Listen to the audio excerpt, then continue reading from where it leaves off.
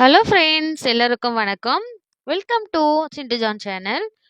இந்த வீடியோவில் பேரறிஞர் அண்ணா அவர்களை பற்றியும் டாக்டர் கலைஞர் அவர்களை பற்றியும் நம்ம பார்க்க போகிறோம் ஃப்ரெண்ட்ஸ். ஆல்ரெடி நம்ம புரட்சி தலைவர் எம்ஜிஆர் அவர்களை பற்றியும் புரட்சி தலைவி ஜெயலலிதா அம்மையார் அவர்களை பற்றியும் நம்ம வீடியோ போட்டிருக்கோம். போய் பார்க்காதவங்க பாருங்கள் ஃப்ரெண்ட்ஸ். அந்த வீடியோவை டிஸ்கிரிப்ஷனில் லிங்க் கொடுக்குறோம், ஐ பட்டன்லேயும் கொடுக்குறோம், பாருங்க ஃப்ரெண்ட்ஸ்.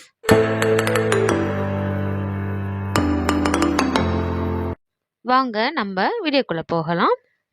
நம்ம இப்போ அண்ணாவுடைய நினைவிடத்துக்கு தான் வந்திருக்கோம். சென்னை கடற்கரை மெரினா பீச்சுக்கு வந்திருக்கோம்.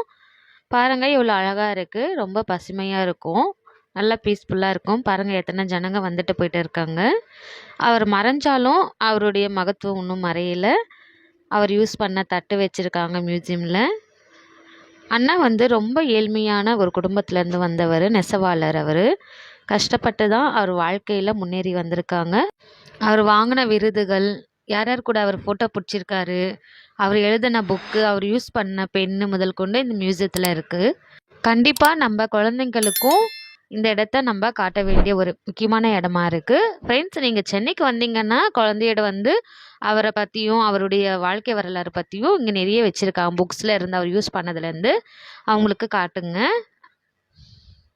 அவர் தமிழ்லையும் ஆங்கிலத்தையும் நல்ல புலமை பெற்றவர். நல்ல எழுத்து திறமையும் இருக்குது அவர்கிட்ட, பேச்சு திறமையும் இருக்குது. அவர் பேசும்போது நல்ல புரியும்படி நிதானமாக பொறுமையாக பேசுவார். யாரையும் கஷ்டப்படுத்துகிற மாதிரி அவர் பேச மாட்டார். பேரறிஞர் அண்ணா அவர்களின் வாழ்க்கை வரலாறை பற்றி சுருக்கமாக பார்க்கலாம் வாங்க ஃப்ரெண்ட்ஸ். அவர் 15 செப்டம்பர் 1909 காஞ்சிபுரம் தமிழ்நாட்டில் பிறந்திருக்காரு. அண்ணாதுரை ஒரு நடுத்தர குடும்பத்தில் பிறந்தவர். சிறு வயதிலேயே தமிழ் மொழி மற்றும் சமூக சீர்திருத்தத்தில் ஆர்வம் கொண்டிருந்தார். கல்வி பார்த்தா காஞ்சிபுரம் மற்றும் சென்னை போன்ற இடங்களில் தனது கல்வி படிப்பையும் முடித்திருக்கார். தமிழ் மற்றும் ஆங்கிலத்திலும் தேர்ச்சி பெற்றவர். அவர் பேராசிரியராகவும் பணிபுரிந்தார். பின்னர் அரசியல் வாழ்க்கையில் நுழைந்தார். தந்தை பெரியாரின் ஆதரவுடன் அரசியலில் பெயரெடுத்தார். 1949 பெரியாரின் கொள்கைகளில் பிள்ளைவாள் திராவிட முன்னேற்ற கழகம் டிஎம்கே என்ற புதிய கட்சியை நிறுவினார். அவர் சமூக நீதிக்காக போராட்டங்களிலும் ஈடுபட்டார். முதல்வராக பதவியேற்றார். 1967 நடந்த சட்டமன்ற தேர்தலில் டிஎம்கே வெற்றியை பெற்றது. அப்போது அண்ணாதுரை அவர்கள் தமிழ்நாட்டில் முதல்வராக பதவியேற்றார். அவர் செய்த சாதனைகள்னு பார்த்தீங்கன்னா, தமிழ்நாட்டின் பெயரை மெட்ராஸ் மாநிலத்திலிருந்து தமிழ்நாடு என மாற்றினார். பொது செலவுகள் குறைத்து ஜனநாயகத்திற்கும் உதவினார். மாநில தமிழ் மொழிக்கு முக்கியத்துவம் அளிக்கும் திட்டங்களையும் செயல்படுத்தினார். சமூக நியாயம், இலவச கல்வி மற்றும் பிற சமூக சீர்திருத்தங்களையும் மேற்கொண்டார்.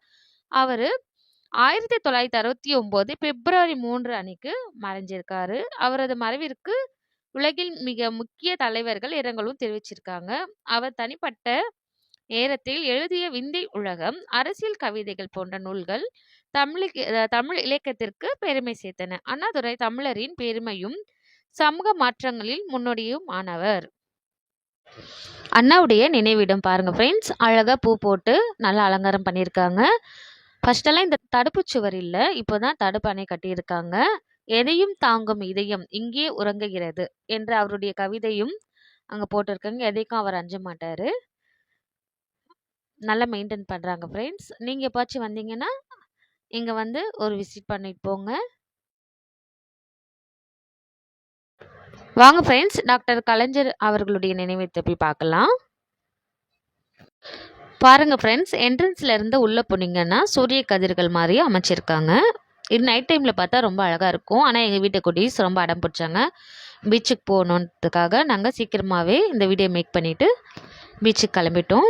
அவருடைய நினைவிடம் பாருங்கள், நல்லா அலங்காரம் பண்ணி வச்சுருக்காங்க.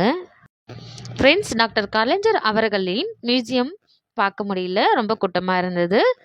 நாங்கள் கேட்டு தெரிஞ்சுக்கிட்டோம் எதனால் இவ்வளோ கூட்டம் இருக்குன்னா, ஏஐ யூஸ் பண்ணிவிட்டு அவர் பேசுகிற மாதிரியே நம்மக்கிட்ட இருக்க ரியலாகவே நல்லா அழகாகவும் பொறுமையாகவும் கலைஞர் அவர்கள் நம்மக்கிட்ட பேசுகிறாங்க. அவர் சாதனைகள், அவருடைய திட்டங்கள், அவர் அரசியல் வாழ்க்கையில் எவ்வளோ போராட்டம் பட்டு நம்மளுக்காக அவர் உழைச்சிருக்காரு. அதை பற்றி கலைஞர் என்று அழைக்கப்படும் இவர் தமிழ்நாட்டின் முக்கியமான அரசியல் தலைவர்களில் ஒருவரும் திராவிட முன்னேற்றக் கழகத்தின் திமுக தலைவருமானவர். அவரது வாழ்க்கை அரசியல், இலக்கியம், திரைக்கதை மற்றும் சமூக சேவைகளில் பல்துறை சாதனைகளால் நிறைந்தது. ஆரம்ப வாழ்க்கை. முகமது கருணாநிதி 1924ஆம் ஆண்டு ஜூன் 3ஆம் தேதி தமிழ்நாட்டின் நாகப்பட்டினம் மாவட்டத்தில் திருக்குவளையில் பிறந்தார். அவரது பெற்றோர் முத்துவேலர் மற்றும் அஞ்சுகம் ஆவார். சிறு வயதிலிருந்தே இவர் தமிழ் மீது ஆர்வம் காட்டினார். கல்வியைத் தொடர்ந்து தமிழில் திறனையும் சமூக நலனிலும் தன்னை முழுமையாக ஈடுபடுத்திக் கொண்டார். அரசியல் வாழ்க்கை. கலைஞர் திமுகவில் 1949ஆம் ஆண்டு திராவிட இயக்கத்தில் தனது பயணத்தை தொடங்கினார். இவர் முதலில் நாடாளுமன்ற உறுப்பினராகவும் பின்னர் தமிழ்நாட்டின் முதல்வராகவும் தேர்ந்தெடுக்கப்பட்டார். தமிழ்நாட்டின் முதல்வராக 5 முறை பதவியேற்றார். சமூக நீதி, கல்வி, பொருளாதார மேம்பாடு போன்ற பல துறைகளில் ஆற்றிய அவரது பங்களிப்பு குறிப்பிடத்தக்கது. இலக்கியம் மற்றும் திரைத்துறை. கலைஞர் ஒரு திறமையான எழுத்தாளர், கவிஞர் மற்றும் திரைக்கதை ஆசிரியராகவும் அறியப்படுகிறார். மனோகரா பராசக்தி போன்ற திரைப்படங்களுக்கான திரைக்கதைகள் மூலம் திரையுலகில் புகழ் பெற்றார். அரசியல் உரைநடை, நாடகங்கள் மற்றும் கட்டுரைகள் மூலம் தமிழ் இலக்கியத்திற்கு முக்கிய பங்களிப்பை வழங்கினார்.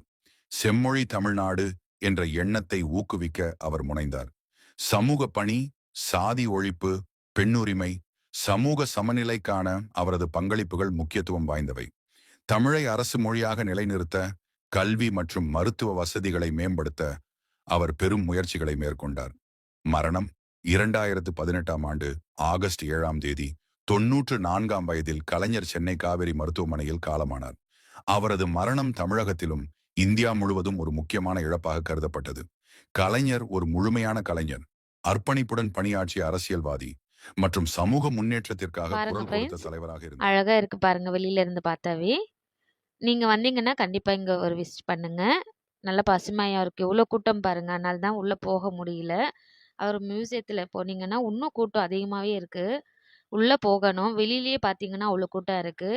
அதனால ரொம்ப டைம் எடுக்கும்ன்ட்டு பசங்க வேற ரொம்ப சேட்டை பண்ணிட்டு இருந்தாங்க பீச்சுக்கு போகிறதுக்காக. அதனால நாங்கள் பீச்சுக்கு கிளம்பிட்டோம். இப்போ பீச்சுக்கு போகிறோம் பாருங்கள் ஃப்ரெண்ட்ஸ். இப்போ கடை வீதியெல்லாம் நல்லா அழகாக வச்சுருக்காங்க. எவ்வளோ கூட்டம் பாருங்கள் நாங்கள் போக சொல்ல. எப்போவுமே பீச்னாலே கூட்டமாக இருக்கும். அதுவும் நாங்கள் வந்து பண்டிகை சீசனில் போனோம். பாருங்கள் அங்கே ஃப்ரெஞ்ச் ஃப்ரை எல்லாம் விற்கிறாங்க. பொட்டேட்டோ ரோல் விற்கிறாங்க. இங்கே பொட்டேட்டோ ரோல் பார்த்தீங்கன்னா 50 ருபீஸ். ஆனால் அது வர்த்து கிடையாது. அந்தளவுக்கு எனக்கு ஒன்றும் அது சாட்டிஸ்ஃபைடாக இல்லை.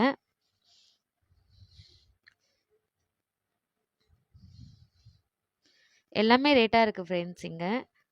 இருந்தாலும் பசங்க ஒத்துக்கலை, அதனால் வாங்கினோம் ஃப்ரெண்ட்ஸ். பாருங்கள், ஒரு சீஸ் போடுறதுக்கு கூட அழுகுறாங்க. கொஞ்சம் தான் போட்டிருக்காங்க. ஆனால் நல்லா என்ஜாய் பண்ணோம் ஃப்ரெண்ட்ஸ். இங்கே சங்கெல்லாம் விற்கிறாங்க. வலம்புரி சங்கு கேட்டோம் எவ்வளோன்ட்டு. குட்டி சங்கே பார்த்தீங்கன்னா 500 ரூபாய் சொன்னாங்க. அதனால் நாங்கள் வாங்கலை.